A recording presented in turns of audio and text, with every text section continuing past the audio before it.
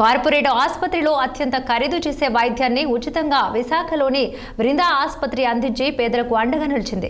అల్లూరు జిల్లా పాడేరుకు చెందిన 11 ఏళ్ల గిరిజన బాలిక నోటికి సంబంధించిన అరుదైన క్యాన్సర్తో బాధపడుతోంది.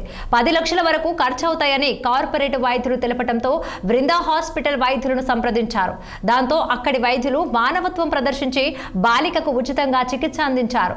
45 రోజుల క్రితం బాలికకు దాదాపు 7 గంటల పాటు 10 మంది డాక్టర్లు శ్రమించి నాలుకపై వచ్చిన అరుదైన క్యాన్సర్ ను తొలగించడం జరిగిందని డాక్టర్ శంషీధర్ పుత్రేపు తెలిపారు. ఇక రోగి చర్మాన్ని అమర్చి మరల రోగి మాట్లాడే విధంగా ఆపరేషన్ చేయడం జరుగుతుందంటున్న Brinda hospital senior doctor Vamshidhar పుత్రేపుతో మా విశాఖ ప్రతినిధి కన్నబాబు ఫేస్ టు ఫేస్.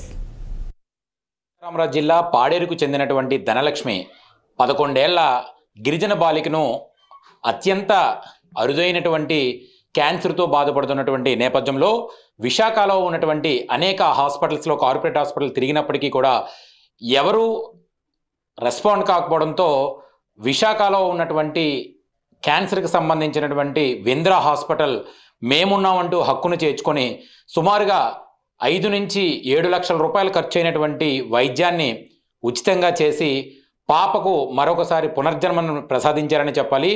దీనికి సంబంధించి ఆ వైద్యం చేయడానికి ఎంత సమయం పట్టింది, అసలు ఆ పాప తాలూకా ఇబ్బంది పడుతున్నటువంటి వ్యాధి ఏంటి అడిగి తెలుసుకునే ప్రయత్నం చేద్దాం.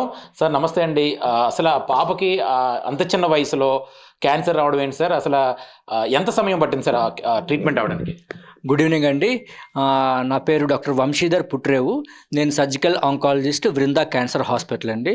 సో ఈ 11 ఏళ్ల పాపకి ఏంటంటే చాలా రేర్గాని నోట్లోని నాలుక మీద క్యాన్సర్ వచ్చిందండి. మామూలుగా మనందరికీ తెలుసు, ఈ టొబాకో స్మోకింగ్ అండ్ ఆల్కహాల్ వల్ల పెద్దవాళ్ళల్లో నోటి క్యాన్సర్ అనేది చాలా ఫ్రీక్వెంట్గా వస్తూ ఉంటుంది. బట్ ఒక 11 ఏళ్ల పాపకి ఎటువంటి హ్యాబిట్స్ లేకపోయినా కూడా వాళ్ళలో తాలూకా ఉన్న జీన్స్లో ఉండే ఇబ్బందులు, మార్పులు చేర్పులు జరగడం వల్ల నాలుక మీద క్యాన్సర్ రావడం జరిగిందండి. అది క్యాన్సర్ రావడమే కాదు, నోట్లో ఉన్న ఆల్మోస్ట్ 2/3 ఆఫ్ టంగ్ మొత్తానికి క్యాన్సర్ ఆక్యుపై అయిపోయి ఉండింది.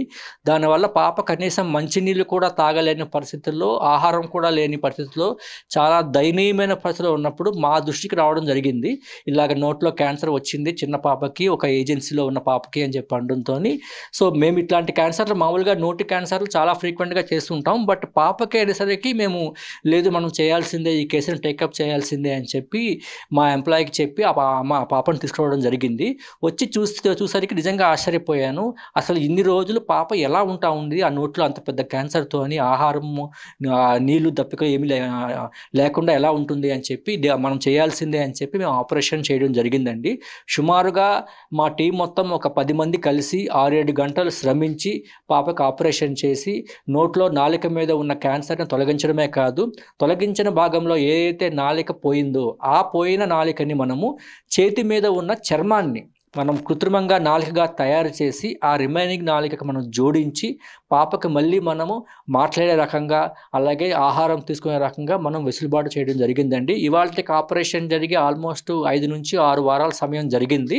ఇవాళ రోజు పాప హాయిగా నవ్వుకుంటూ తన పేరు చెప్తూ మాట్లాడుతూ ఆహారం తీసుకుంటూ ఎటువంటి ఇబ్బంది లేకుండా ఉందండి. ఇవి చూసిన తర్వాత మేము పడ్డ కష్టమంతా, మా శ్రమంతా మొత్తం మర్చిపోయి ఇట్లాంటి కేసులు మనం ఇంకా ఫ్యూచర్లో ఇట్లాంటి కేసులు చేసుకునే కాన్ఫిడెన్స్ కానీ అది నిజంగా మాకు దొరికింది. ఇది మాకు నిజంగా భగవంతుడు మాకు ఇచ్చిన ఒక అవకాశంగా మేము భావించి ఇట్లాంటి కేసులు ఏమొచ్చినా కూడా డెఫినెట్గా మేము టేకప్ చేస్తామని చెప్పి అనుకోవడం జరిగిందండి.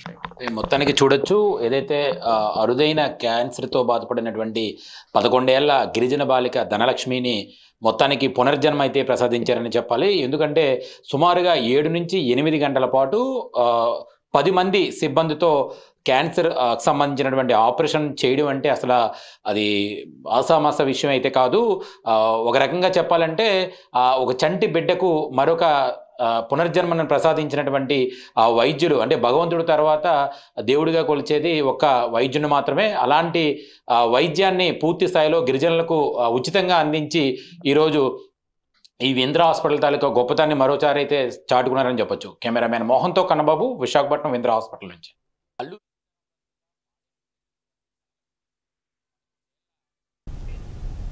వైఎస్ఆర్ జిల్లా బద్వేలు మున్సిపాలిటీ